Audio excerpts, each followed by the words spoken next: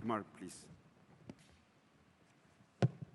So this kind of comes to the closing of everything we stand for. 2 days of the Indiaspora Forum, and we have someone who is going to answer some questions, talk to us, but also find out what you want to do with him.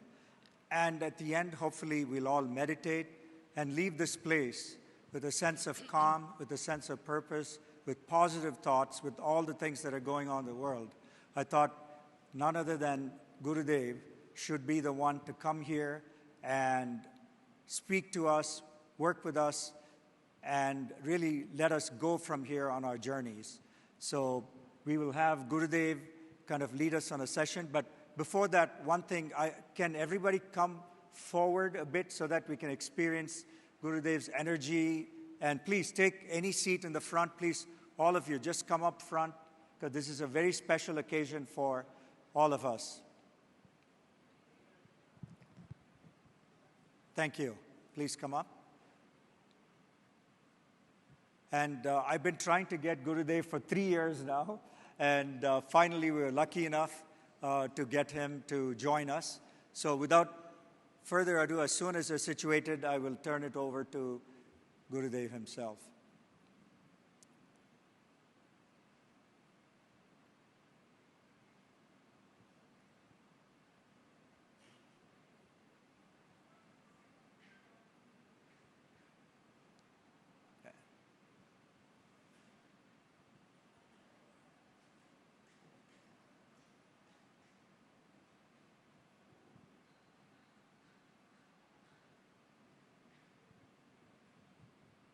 Thank you. Gurudev. That's wonderful, Emar. Your one-pointed focus and dedication to make this Indiaspora, taking it around the world. I think you had it in Dubai or somewhere last time. He's been calling me this time since he has come to Bangalore, our headquarters here. So I said, yes, I'll definitely make it. And you have heard a lot from yesterday till now. I'm not going to talk too much, and I would like to ask you, what is the thing that you want me to speak tonight? I see 30 minutes here. Time is clicking. Let me say, as we all know, our attention span has shrunk. Before, our attention span was about 30 minutes, 40 minutes, 50 minutes. Today, I understand it's somewhere between 30 seconds to 35 seconds. So, we are in a state of uncertainty and crisis around the world that you must have all discussed about it. And this time, how can we steer our life to make it meaningful and take it where we want to go, right? For that, we need a lot of presence of mind. What is that India can offer to the world here is another form of AI that I would call it absolute intelligence. It's not just artificial intelligence, but absolute intelligence. To connect with a source deep within us that can help us to bring out more creativity, enthusiasm, uplift the spirit around, and get over this terrible sense of loneliness.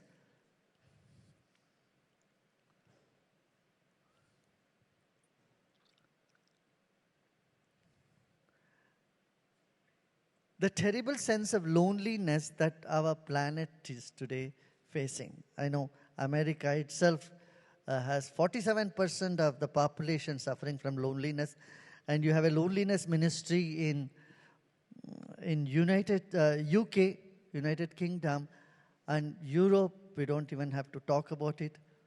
It's slowly creeping into this country as well. So we need to find solutions for the current day problem of stress, depression, loneliness, and India can offer this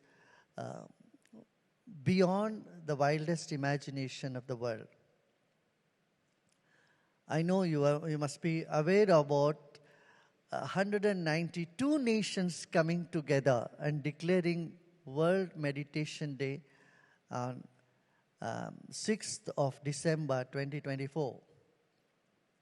And they had, the UN Secretary General had requested me to come and conduct this program. This was initiated not by India. It was initiated by other countries like Mexico, Liechtenstein, many other countries. India jumped into it in the last moment because we know it is India's heritage. And we were so, graciously we took that over and took the due full credit that has to come to India about these techniques. As you know, the word which has been coined abroad as mindfulness. Mindfulness, to be more alert, to be more aware of what's happening within you and around you, has become so popular in the West. Actually, mindfulness is just a byproduct of meditation.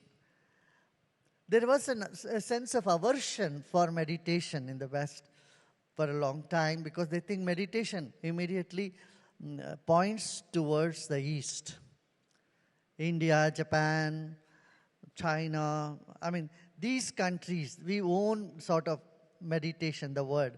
So in order to avoid that and say mindfulness is a new word which is coined in the last decade or so, less than a decade, and that was made so popular. And what was taught in there? Some breathing, some little bit of relaxation, and all sorts of things.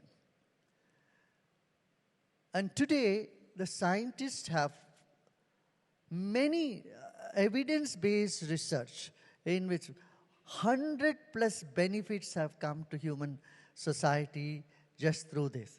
One of the latest one is from the University of Oslo, where they did a test on the genes, genealogy, and they found out when someone does the Kriya and meditation, Sudarshan Kriya meditation, 300 genes which cause cancer, Alzheimer's, and many of these diseases, these genes get totally suppressed. Isn't that a good news? Are you all here? So these genes, 300 genes, they become inactive in our system when we practice meditation. And similarly, it has an impact on the heart problem, cholesterol, blood sugar, name it. So we own a tradition or a system of which we have not been able to take credit for so far. So now is the time that we need to look into this, how important it is for us to bring about these wisdom of East and techniques from East without the frills of religion or other things, but present it more in a scientific manner in which people can adopt from any culture, any civilization, anywhere in the world. And that's what we have done. We have been successful in doing. Now, as an Indiaspora members, you all know there are 7 things that India can offer to the world. Number 1 is India's tourism. We have places here which, needs more tourists to come and visit. What do you say? A small place in Greece. When I visited Greece, I saw just those pillars standing there. They said, this is 5,000-year-old pillars, and people are going and taking photographs. And we have so many such things. And by chance, I just bumped into some Indians there. They said, These type of pillars are in our village also. That's a 5,000-year-old. And here you have 12 million people coming as tourists because it has been publicized so much. And in India, here, very close by, there is Nandi Hills on the foothills of Nandi Hills, there is Boganandishwara temple. You should, if you all have time, you should visit that. Ancient temple. Pillars and the architecture. So beautiful. It must be just 10, 15 minutes from here. So tourism, number one. Number two, nobody can beat the jewelry and fashion. We are very good in jewelries.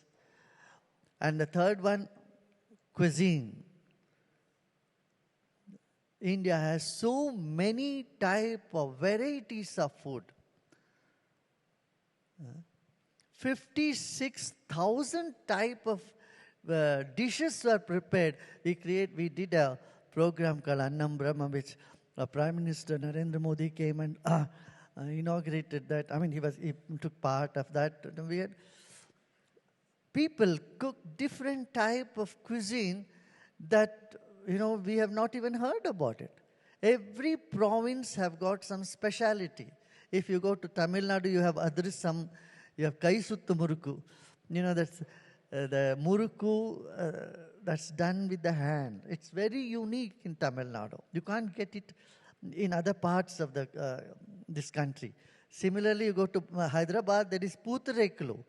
Pootarekulu is a dish. I don't know how many of you heard about. How many of you have heard about Pootarekulu? Telugu, from Hyderabad. See, others have not even heard about Pootarekulu. I sometimes bring some and keep in my ashram, and then I give it to people from the north or even from Karnataka and other. Tell me the name of that. You will get enlightened. The people do not even know.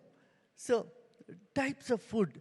If you go to Tripura, in Tripura there are 108 type of sweet dishes they make.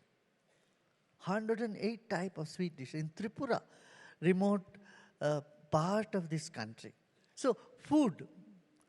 So many different type of food. We need to popularize that. Bring it to the world stage. What do you say? Do you agree with me? Not get stuck with the same.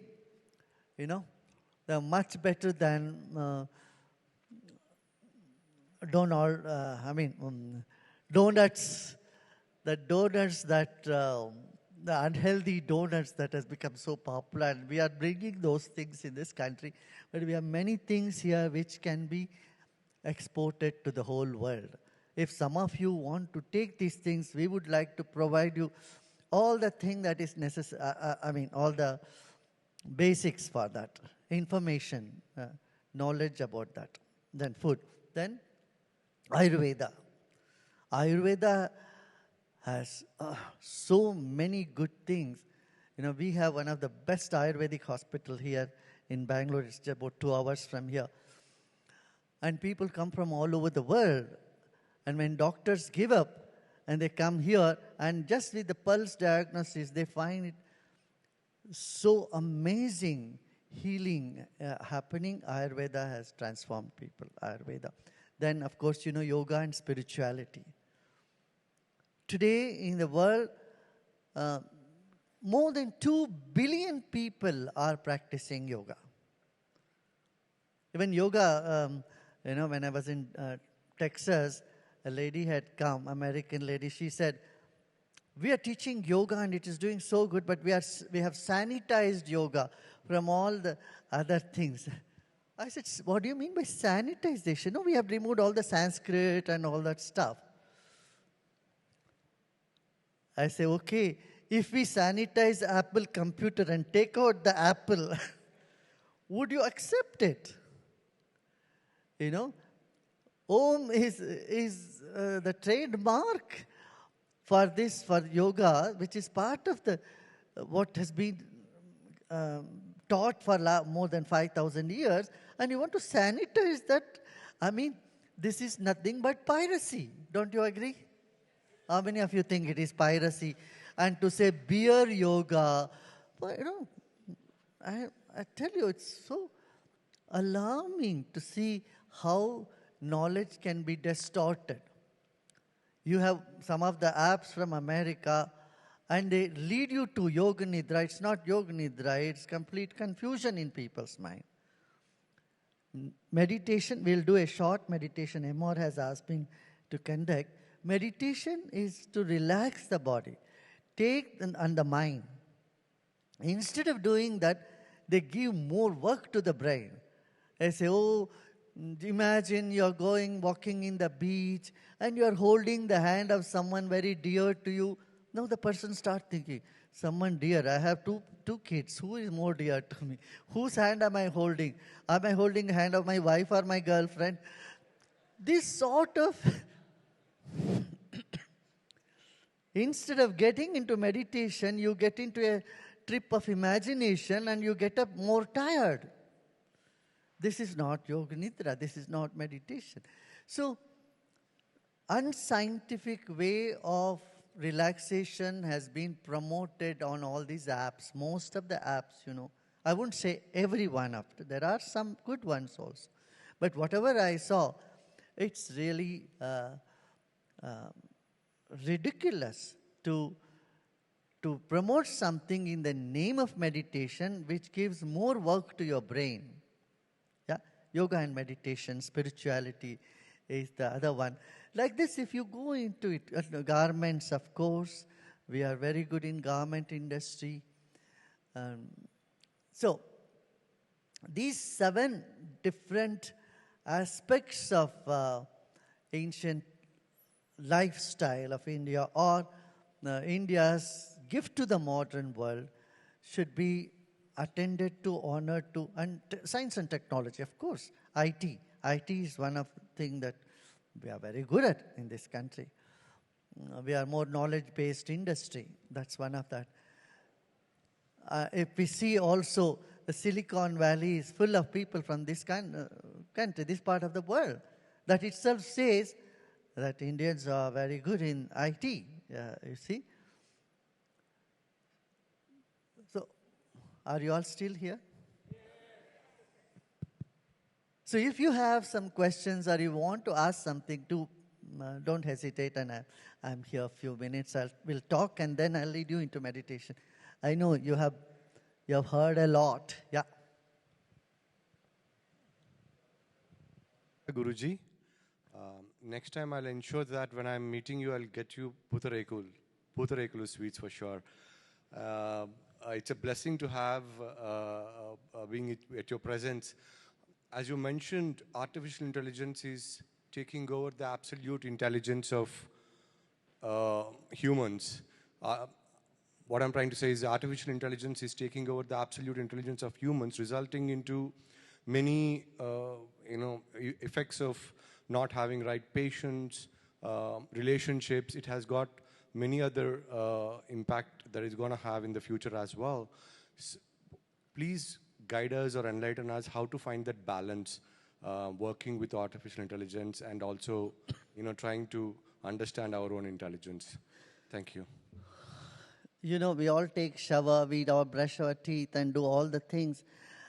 I would say few minutes of everyday breathing and meditation is like mental hygiene. I call it mental hygiene. If we do this, it's like pressing the delete button in your computer where you have too many things stored, and sometimes you want to get rid of those which are not necessary, right? So in that sense, few minutes of meditation would definitely help. And once or twice a year, take 3-4 days for yourself.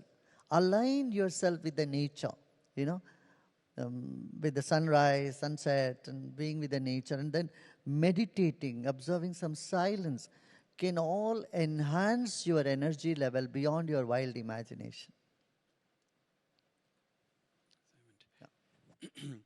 Shri, I wanted to ask you about nirvana in a world where karma yoga is so important, and what used to happen in a century happens in a decade, what happened in a decade happens in a year. So there's speeding up of all this, and then at the end of it, you want not to, I mean, we are supposed to want not to be reborn again. So what is your take on nirvana? Okay. Have you had some moments of contentment in life? Have you felt sometime, I did everything and everything is okay, everything is fine. I want nothing. Have you had those even few glimpses? That gives you a glimpse into the state of nirvana, where you feel totally at ease and calm and settled.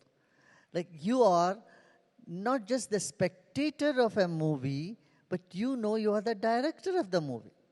So you are not anxious what is going to happen to the hero or to the villain, but you know you have designed it. So you are connected with the director, and this time, when the movie is happening, you don't get rattled, you don't get swayed into that emotion, which a person who is watching the movie, it happens to the person, right? So you are at ease with everything. That is nirvana. When you are totally at ease. And you have the feeling that I am not just the body, but I am much more than the body. You shift your awareness from the tube or from the screen to the energy that is coming through the screen. Am I making it that clear? Yes. Yeah. You are the radio waves, then the broadcast. Yeah. Thank you, Shri, for your presence and guiding us. My question is, you said about AI being absolute intelligence. Can you throw your perspective on what do you mean by absolute intelligence from the way you see it? And secondly, steering us in the direction to be more meaningful, particularly in the context of work. A lot of us give a lot of time to work, and we brought up Karma Yoga. Can you share your perspective on that also? Thank you. Can you repeat the second question? The second question is steer us in the direction of meaningful work. And it starts, in my eyes, with yourself. How do you look at it? I'm curious to learn that. Thank you. Meaningful work. Yes. Yeah. So now, absolute intelligence is attaining to that aspect of your own system in which you get all those creative thoughts. You know, you get many creative ideas. When did the idea of computer come from? It came from the brain. It came from the consciousness. If you have seen the Medical American Journal, there was one issue on consciousness. So it is through the consciousness you create everything around, but you have not paid attention to the consciousness itself. Today, the scientists have concluded that every object has consciousness. What may appear to be inanimate, this has a consciousness. This chair you are sitting has a consciousness. And study of that consciousness, study of yourself, you know, from where your thoughts are coming, what's the source of your intuitive ability. That I would call as conscious, AI. We have created the children. You can go into our website and see how kids are able to read with blindfolded and also read or find out things which are in the other rooms. They sit here and they tell you what is in the next room. And they can tell you what the number of the currency note that you have in your pocket.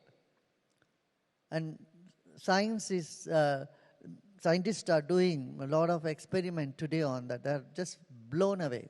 As we are talking, we had several demonstrations for scientists in the Silicon Valley as well.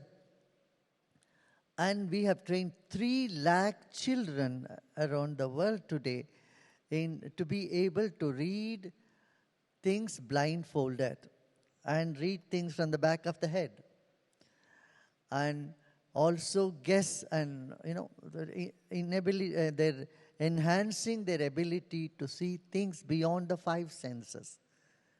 See, knowledge of the five senses is inferior to the knowledge that you gain through your brain, right? Your intellect. Intellectual knowledge is superior to the knowledge gained through the senses. Like we see sun setting and sun rising, but intellectually we know sun is neither setting nor rising. Correct? So the knowledge of the intellect is superior than to the knowledge from the senses. Now, the knowledge from the consciousness, from the being, is even superior to the knowledge through the intellect. And that is what I would say as absolute intelligence. You know? You will be completely amazed to see how people 5,000 years ago could say Jupiter has got 12 moons, or exactly calculate when the Saturn is making one full circle of the planet Earth, and how the radiation from these elements are even affecting the microcosm, the macrocosm and microcosm, how they are united. These knowledges that we have in this country would simply amaze you. Yeah, this is the thing. And meditation is something I would recommend everyone to few minutes. You know, that would help you to be more energetic, more resilient. And, we have three bodies, for your information: the gross body, the subtle body, and the causal body. In the waking state, we have the gross body more active. In the dreaming state, your subtle body is active. In the dreaming state, you drink water, you experience all the five senses. You do everything that you do it in the waking state, right? But there is no logic there. You will be on a horseback, suddenly the horse is inside a train, or maybe even plane. So your intellect has gone to sleep, but your senses are active. This is our subtle body. And in deep sleep, your causal body is functioning. Causal body is a source of all energy and intelligence. Suppose a night, if you had only dreams, when you wake up, you would see you will be tired. You don't feel fresh because you were not in touch with your causal body. When you have deep sleep, you draw energy from your causal body that helps you in the subtle and the physical body as well. So, understanding your sleep and your dream itself will take you to nirvana and make you more happier. Okay? Thank you. Thank you, Sri. One last, yeah. Thank you for taking the time to being with us this evening. We really appreciate it. As members of the Indiaspora, we run multiple organizations, for-profit, not-for-profit. We want to give back in various shapes and form.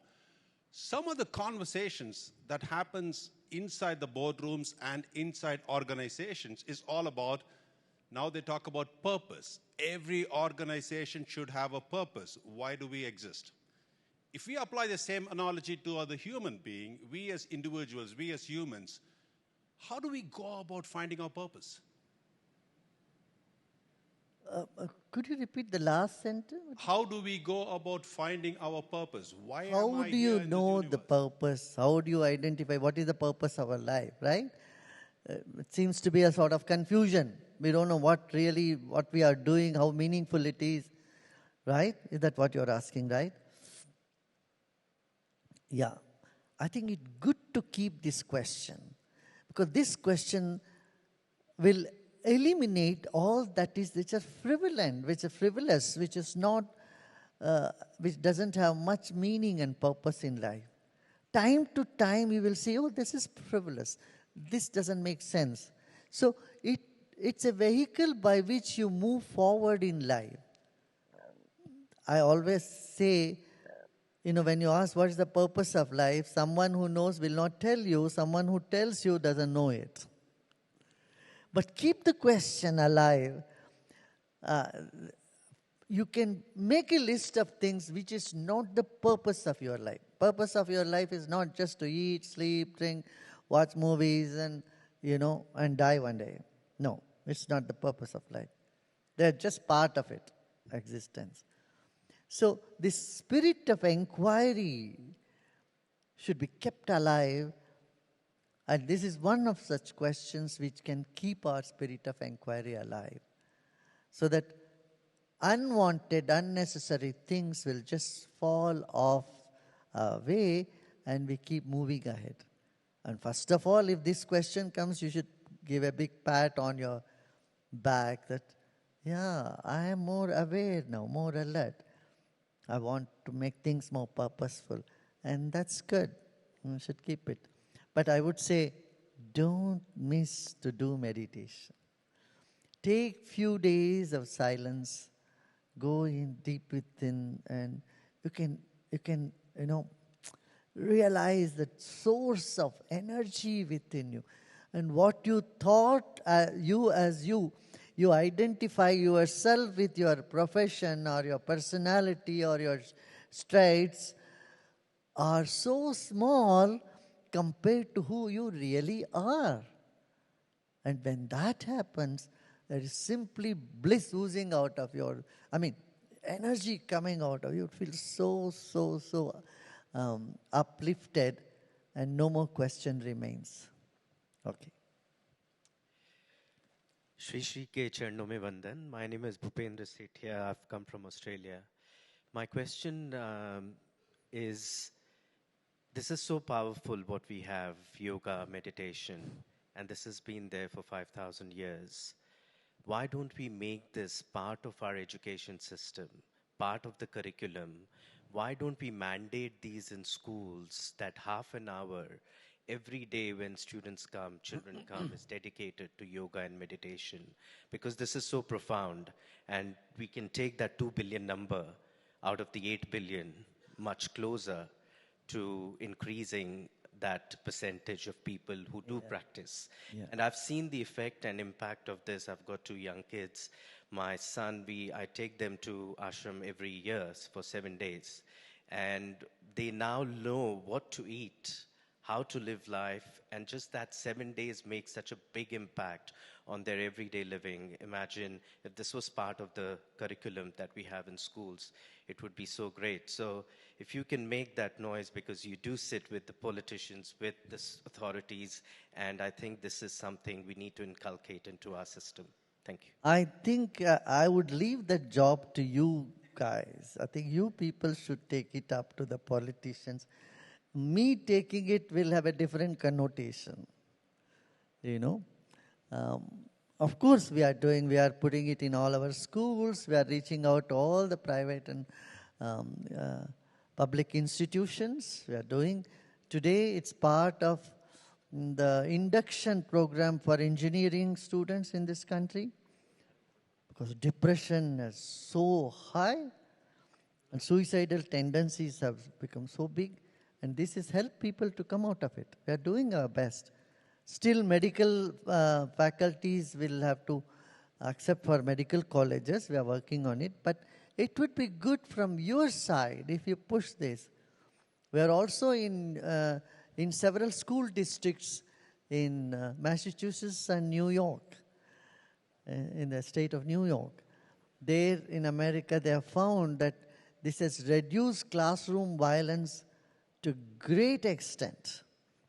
You must have heard about the previous mayor announcing 5 minutes of breathing compulsory for all the schools in New York a couple of years back. That's an impact of our working with New York School District for last 12 years. And when they saw the evidence-based research produced to them, they said, okay, everybody 5 minutes. They said, 5 minutes is too short. I would at least want 10, 15 minutes. But even that was good enough to, as a beginning. Yeah.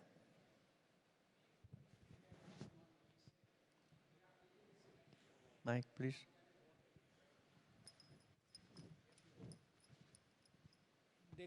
We have taken a step in that direction. I'm partnered with a Harvard psychiatrist, And we have taken it right now to 1 million kids through schools and set up a curriculum from grade 1 to grade 10 so that they become more aware of mental health education.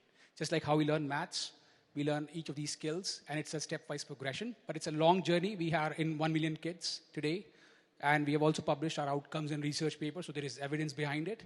But certainly there is more help, and I'll appreciate any support we can get to billion kids. Thank you.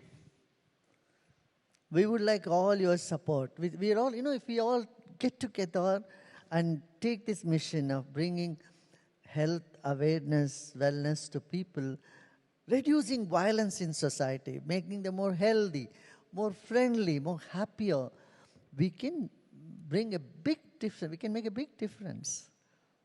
Yeah? Okay?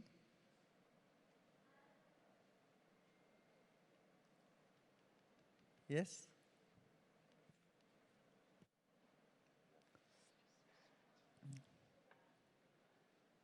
Because I studied Buddhist philosophy, and my name is Shweta, by the way. So when you talked about nirvana and the state of satisfaction and being in touch with the director, it can become an excuse for passivity and inaction if you've not really achieved nirvana. That's how I feel. But how do you use that intelligence? Because, of course, in our world, there are a lot of injustices and discriminations I got your question. Okay. Will not meditation induce passivity, lack of competition, right? Is that your question? No. I'm talking about the sense of nirvana. I'm not talking about meditation itself, and I do not question it.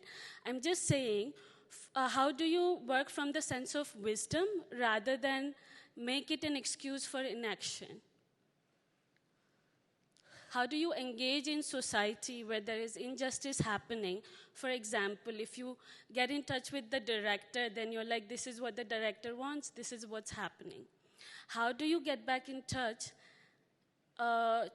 with that wisdom, absolute intelligence, as you said, to engage with wisdom and compassion in communities that are most disadvantaged and discriminated due to certain social circumstances, our mindsets as a society? And that's what I would love. I hope am I clear in my question? How do you apply this in the regular society? Is that what you are having? Yes. You have the wisdom, the nirvana. How do you apply it in the day-to-day activity? Is that what you're asking? In the situations, circumstances around, how do you integrate wisdom? Yes, integrate wisdom, but also take responsibility for social injustices. Because when you say director, you are getting in touch with the director in nirvana, right? Then it can also become an excuse for... Yeah. Okay. I got it. Thank you. Nirvana or becoming part of director doesn't have to be like, you don't care for whatever is happening. No. You have had a good meal and you are happy now, today, but nothing stops you from planning your next meal.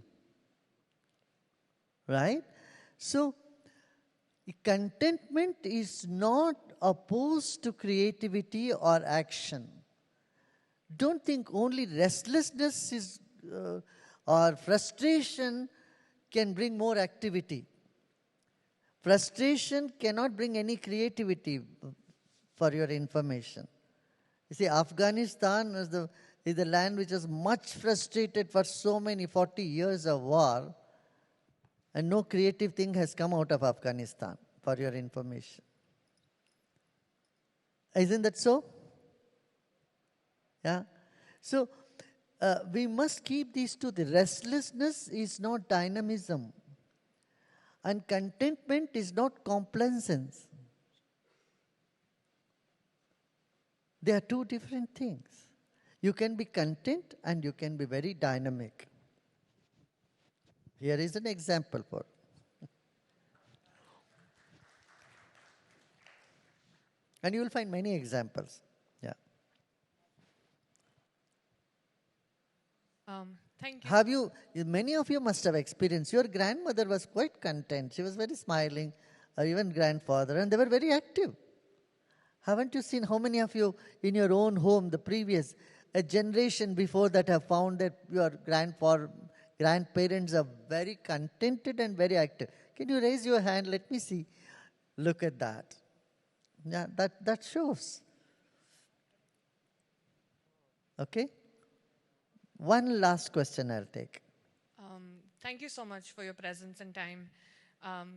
Building off of the question around purpose, right? When you're in the pursuit of purpose and you're trying to determine, like you said, eliminate what's definitely not purpose and the frivolous things kind of melt away.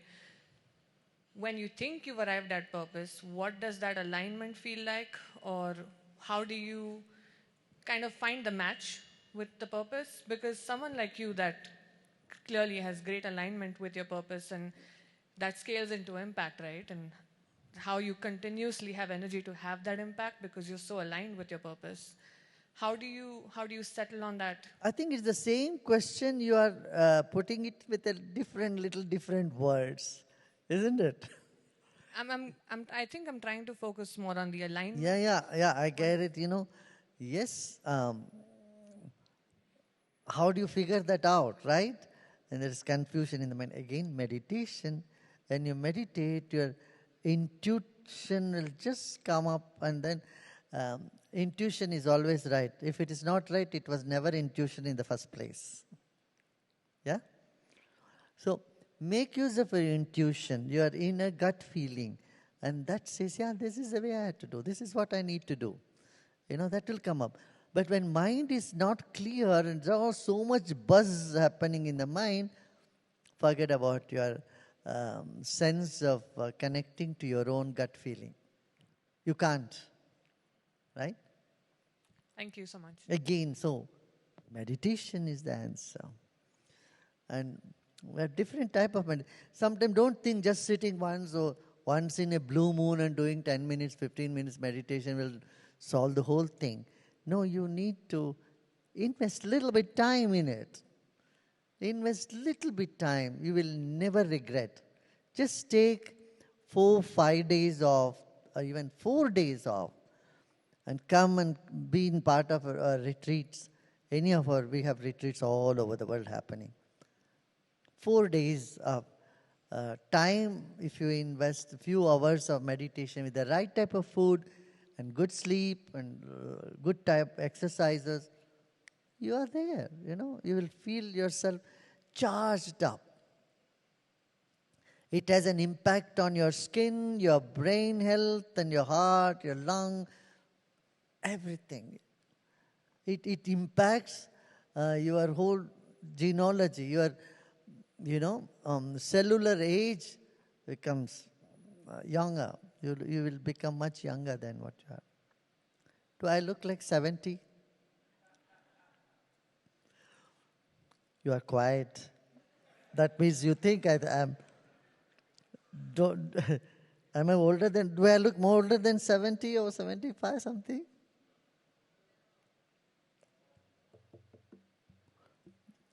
If you look at my schedule, you will really say, "Oh my God." This is what you would say, "Oh my God." I have 3 hours, 4 hours sleep every night, every day. And I keep traveling around the world, so many places, so many cities. And why I'm saying this is you can draw energy from your own spirit. Because your spirit is so full of energy. Yeah? No jet lag will affect you. Nothing can affect you. Nothing can take away the smile from you. So shall we do a meditation?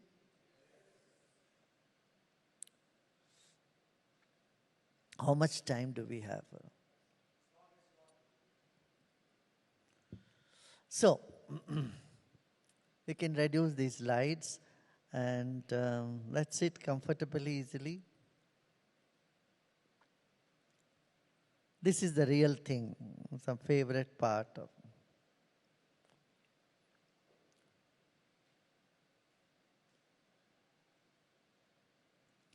Now tell me, how many of you get neck and shoulder pain.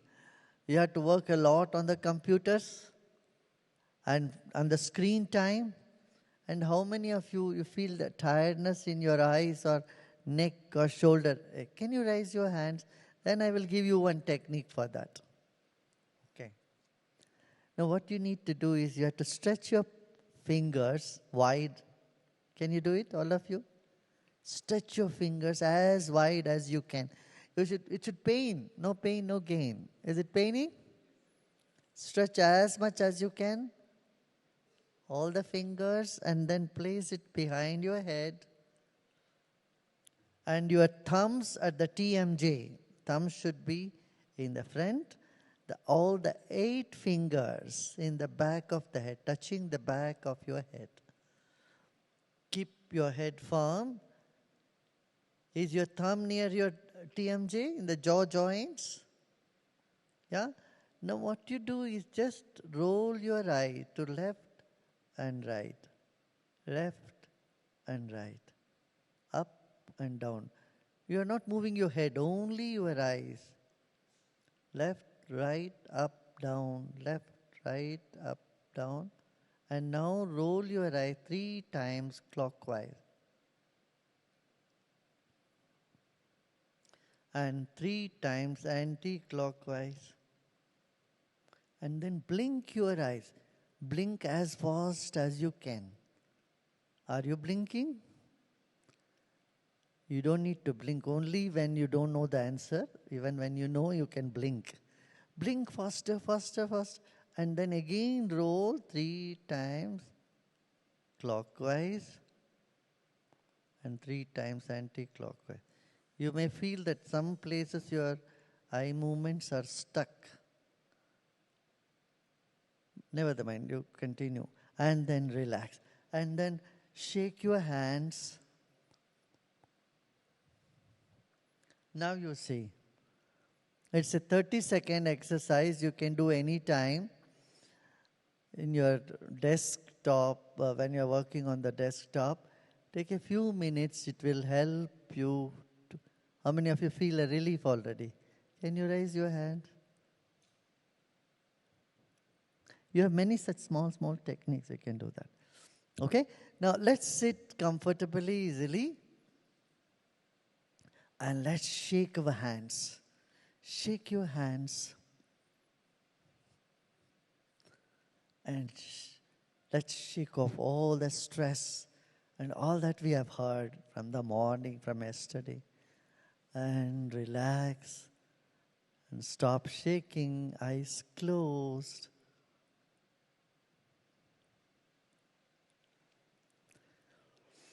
Let us become aware of the weight of our body, whatever it is, 60 kilos, 70 kilos, 100 kilos. Become aware of the weight of your body.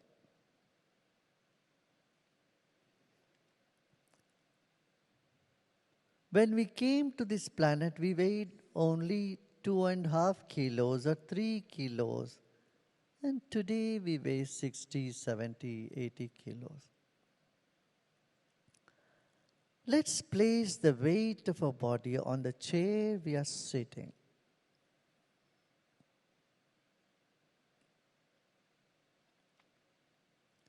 Or just realize the chair you are sitting is carrying the weight of your body.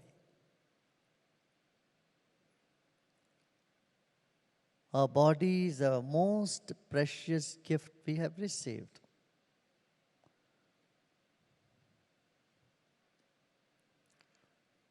Now remember your age, whatever that is. 40, 50, 60, 70, whatever your age, remember the age.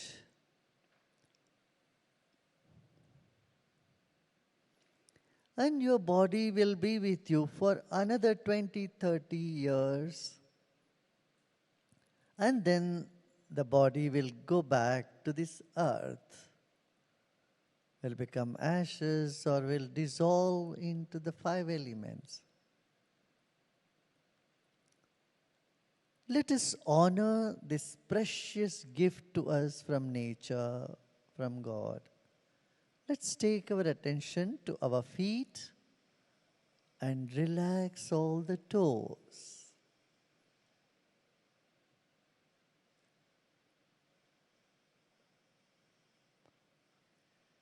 Take your attention to your heel. Then let's bring it to our ankle. Shin and calf muscle.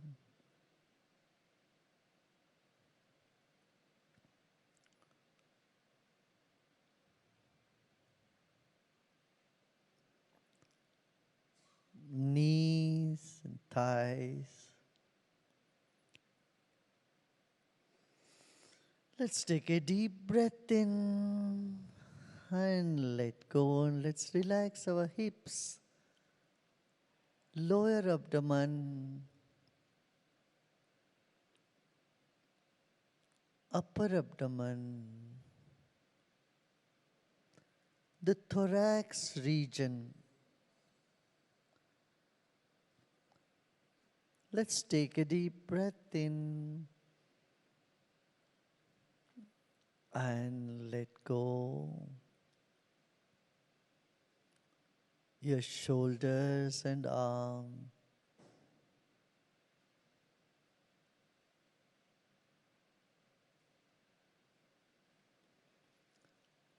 Your neck and shoulders, your face.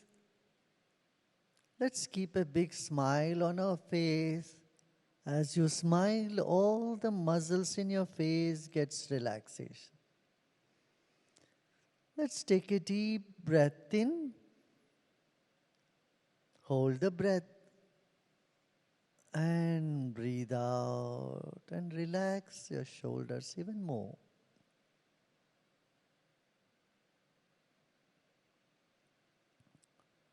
Our body is a precious gift to us from nature. Honor your own body.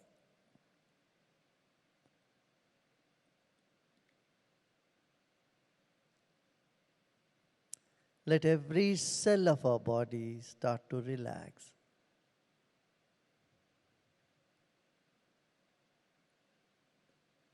There are 30 trillion cells in our body. Let them all relax. 30 trillion cells make our body. My God, let them relax.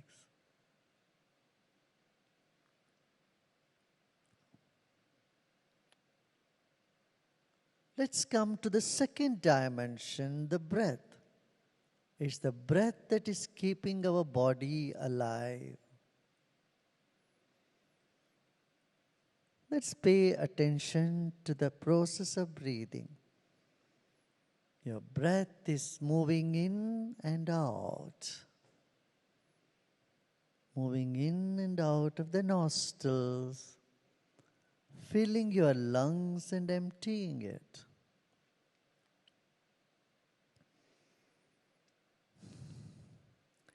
Incoming breath energizes the body, while outgoing breath brings relaxation. Relax your hands, leave your hands free, shoulders free. Never mind, even if it's a little drowsy or sleepy, never mind. Just let go.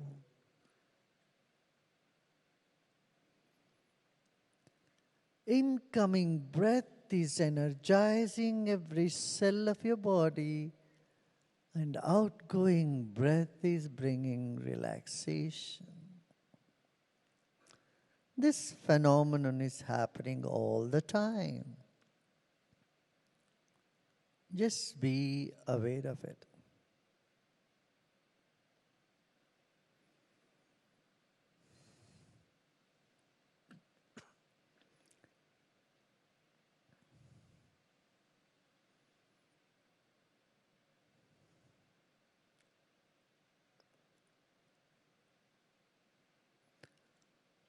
Like fish in the water, we are in air. Become aware of the air all around you and inside of you.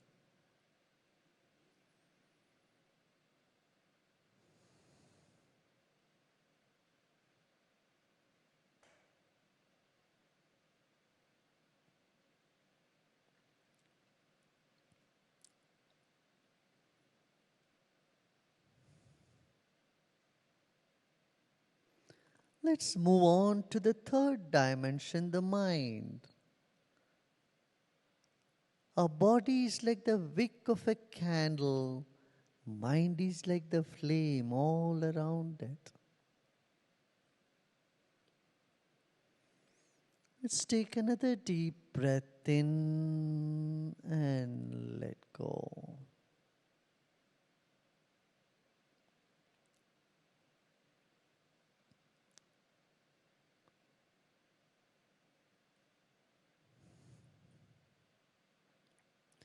Whatever thoughts are coming in the mind, just let them come. Good thoughts, bad thoughts, old, new. They come and they go on their own.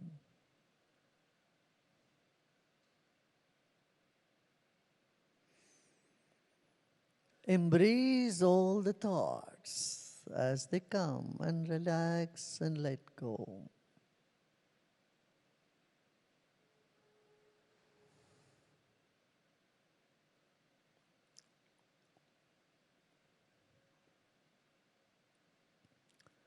As the body relaxes, the mind expands, and vice versa. As the mind becomes aware of the larger space, body finds its relaxation.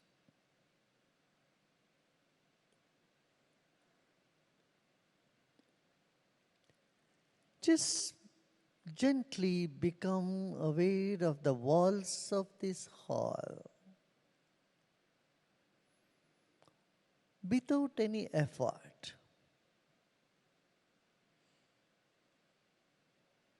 Let your mind expand and touch the wall on either side, front and back, and let go.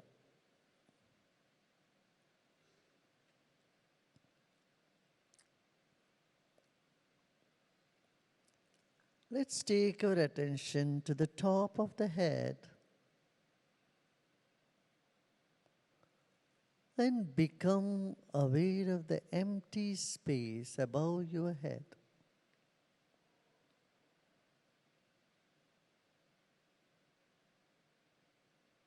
Let's place our attention in the empty space above our head, up to the ceiling of this hall.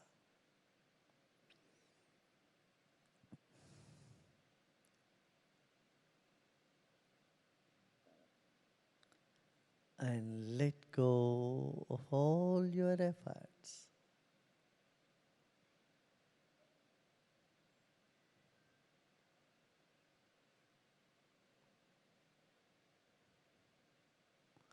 Next couple of minutes, there is nothing to do and nothing to know either.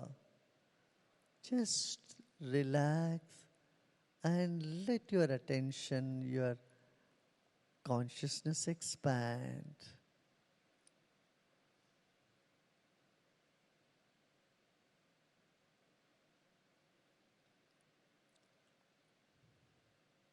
If you find any tension anywhere in the body, just let it be. Not to do anything about it. Just let it be. Let's take another deep breath in and breathe out with a smile.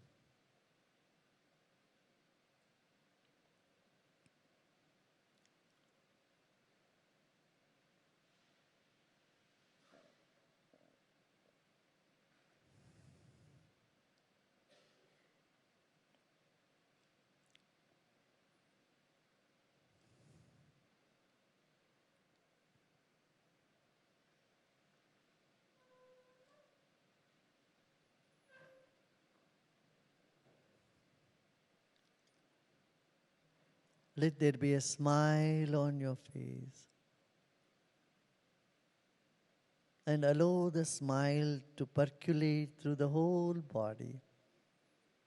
Let every cell of our body start to relax, smile, or expand.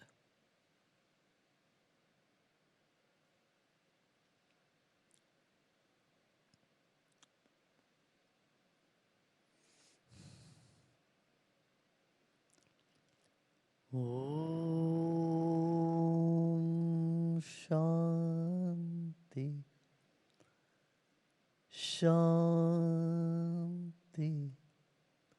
Shanti.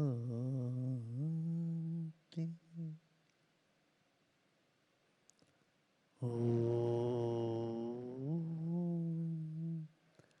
Shanti, Shanti, Shanti.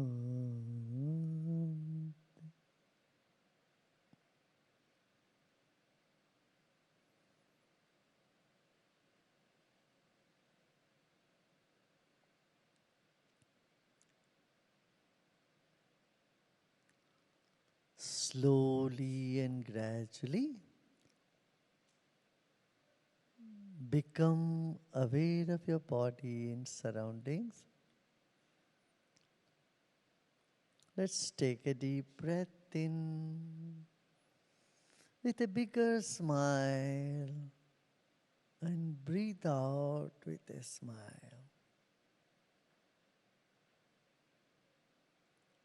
Once again, let's take a deep breath in. And on exhalation, you may gently open your eyes.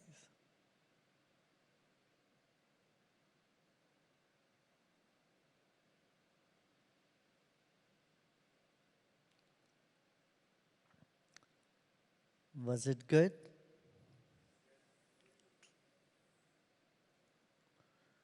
You know how long you meditated? 24 minutes. Did you feel the time?